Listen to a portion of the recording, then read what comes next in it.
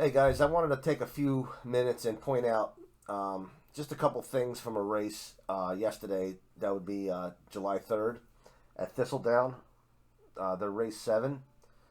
And really, the point behind this is the the importance of no matter what type of combination of systems, or not systems, but combination of methods that you use and factors that you look at.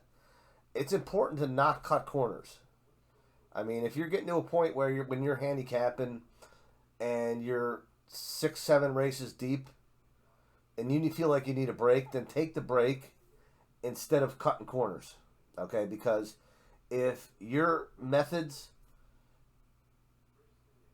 require X, Y, and Z to be done, and X takes this many minutes, and Y takes this many minutes, and Z takes this much time, and you're starting to get, like I said, burned out. Don't cut out X, Y, and just do Z, because here I'm going to show you an example of why it's important not to do that. In the thorough capping, as I mentioned in my promotional video, I look at qualitative factors. And I look at two main factors from the matrix system, the target and ability, plus the averaged out. Those two averaged out.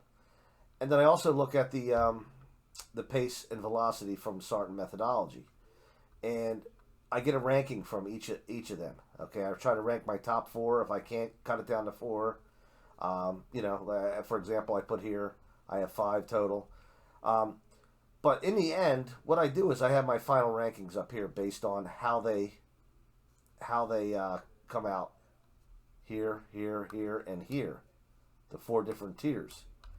And if you look up here, it's kind of a jumbled mess. And you could say, well, the 6 could be the top rank because they figure over here in the matrix system qualities, with it being the target and the top target ability average. Also, he shows up over here as well, and he shows up over here, if I'm not mistaken. Yes, second in the pace averages. But at the same time, we have the 3 horse here that's showing up also second. I am ranked second in ranking 1 and 2. I am ranked second in ranking number 3, and that's from eyeballing the 3 segments of the race, early, mid, and late. And then I actually have him ranked 4th in the pace averages. So this is one of those races where there's no dominance of factors all the way across the board. Like, for example, we don't have a 6-6-6-6 dominating. And I had to look at this and break it down into, okay, I had to kind of assign power points to this. For example, maybe 4 points, 4 points, 4 points, and 4 points for the top 3, 2, and 1.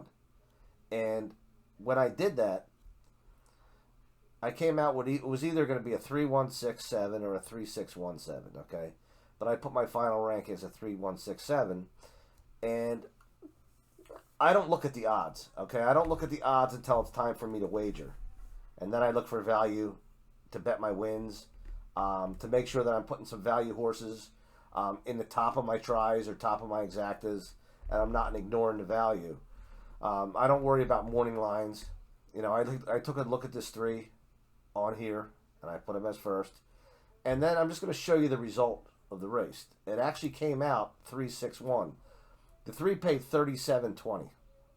And if I would have looked at the morning line and put some value into the morning line odds makers opinion, I probably would have played that horse a little bit lower, or not played the horse. I probably would have listed that horse a little bit lower in the rankings because of that.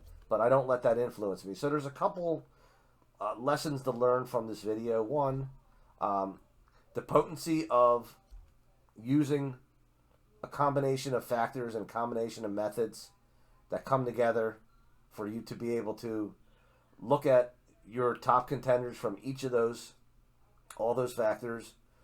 2, trust your gut. What your work is telling you, go with it. Sink or swim with what you're working with.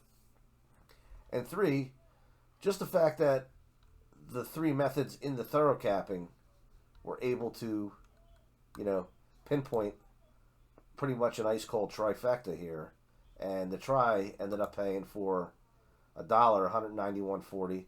Nice 68.20 exacted because the 6 actually went off as the favorite in the race. Or no, second choice I think it was. The 1 went off as the favorite. Okay? So, I mean, take what you can out of this video here. But just keep in mind whatever factors you use. Make sure, you don't cut corners.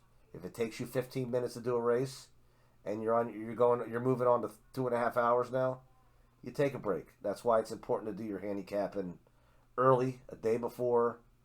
Don't put yourself in a situation where you have an hour before the first post goes off, and it's the first time you're looking at the card. Okay? All right. Until next time.